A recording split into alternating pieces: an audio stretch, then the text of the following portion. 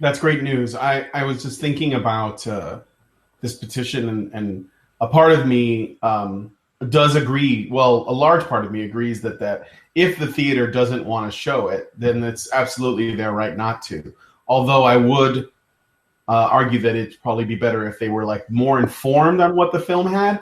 But if at all possible, then maybe like this sort of this ban on this particular theater, or whatever you want to call it, this theater choosing not to play because the petition was, had informed their decision, and all of the fallout that's coming as a result, like where the press is getting involved, and you're looking into other theaters, which I think is a really great alternative, because someone else is going to probably show it if there's enough buzz and interest. Especially if the media makes a big stink, you're going to have a lot of people that are like, well, I want to see what the big deal is about. I mean, what was the last time a documentary caused this kind of controversy where, people were like all up in arms over, how destructive it could be. And then you have a group of people that are like, well, why are you banning this thing? It's like, now I want to see it more. You know what though? Yeah. Ryan, it wasn't a documentary, but the same sort of thing happened with Deep Throat back in the 70s or 60s or whenever the hell it was.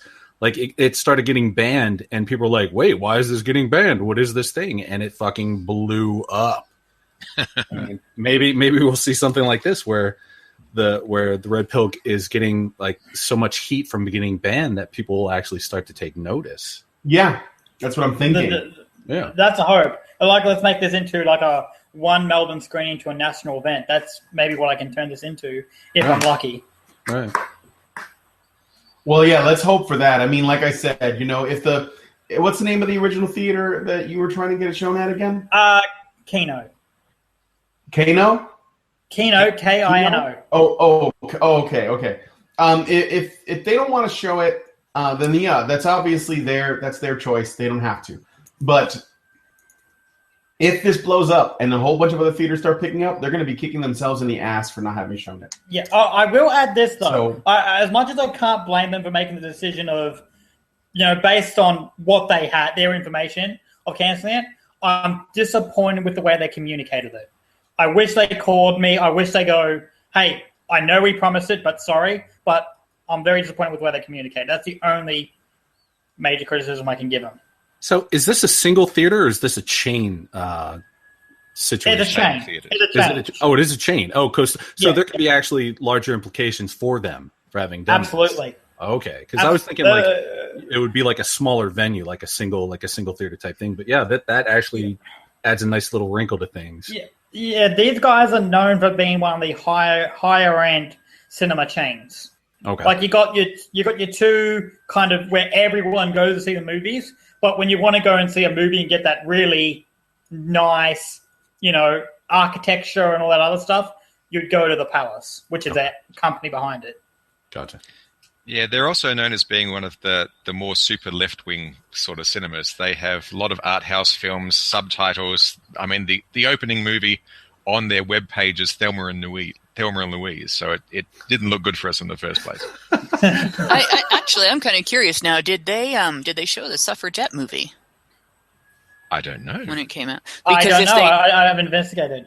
Because the Suffragette movie really kind of romanticizes the history of the suffragettes. It really kind of glossed over the violence. It showed some violence, but it didn't show the degree that they engaged in, and it portrayed the main character as a victim of so many things. It was really it was like somebody contracted the Lifetime Television for Women crew to make an historical film, and they just couldn't do it. And so it was fairly well feminist propaganda. So if they played feminist propaganda, but they would not play a documentary that the woman when she started making the documentary, she was a feminist, and it's a documentary on the men's rights movement, where everything that she has shown men's rights activists doing, she actually filmed them doing. So it's not somebody's romanticized version of history; it's actual, nuts and bolts. Another thing about that, Hannah, didn't people also not know that she has basically come out of the feminism thing if it weren't for the movie? Like, I know she did interviews, but you wouldn't know that she's not a feminist unless you've seen the movie. So right.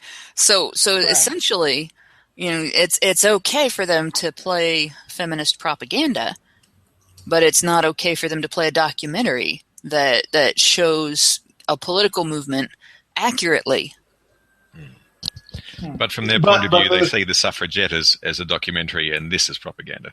Yeah, exactly. Unfortunately, if there's it might be a mockumentary in their eyes, maybe, because they seem to think that the main character was like the main character from All's Quiet on the Western Front, where the writer had a bunch of soldier stories and then just put them all on this one character.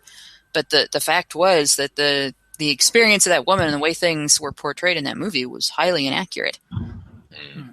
So do you guys have another cinema lined up currently, or are you looking for one? We're working on that now. There's a good chance we'll have one by the end of the day. No promises, but we're working pretty diligently on finding a new venue. Okay. I did want to add one thing, something interesting about the petitioner's name, for Susie Smith, right? We believe that's a pseudonym, and we believe that's a pseudonym that's intentionally antagonistic.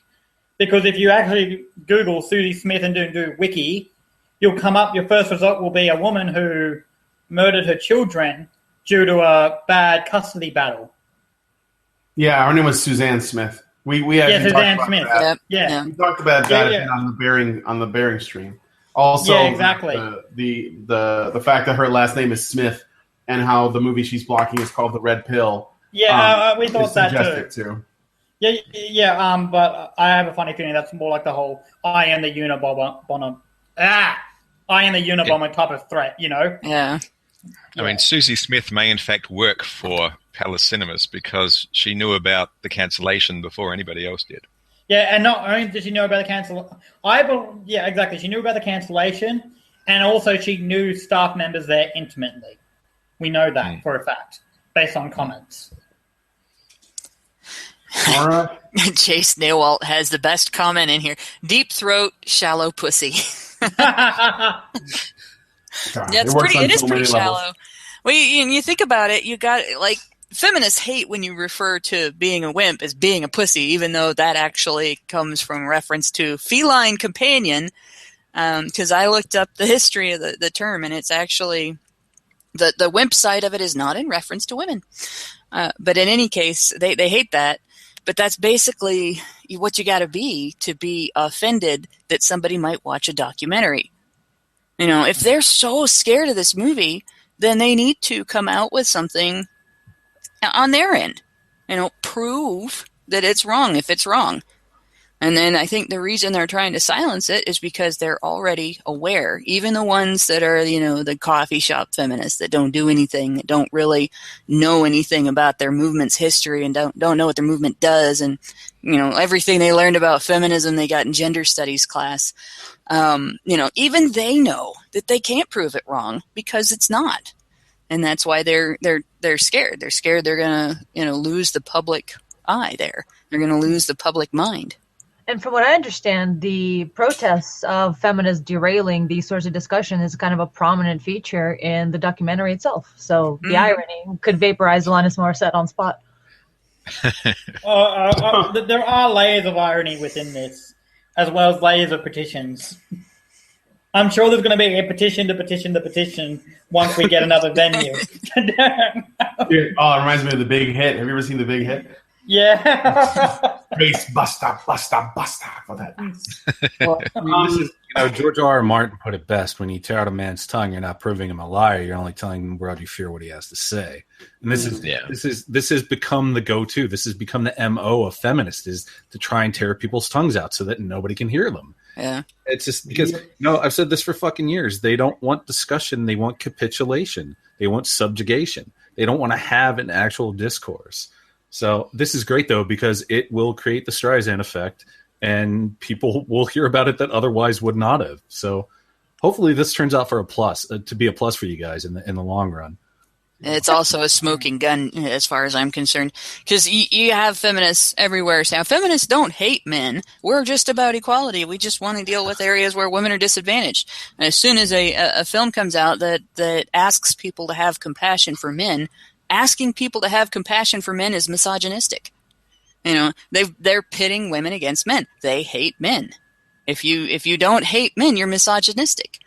That's their, zero-sum game there.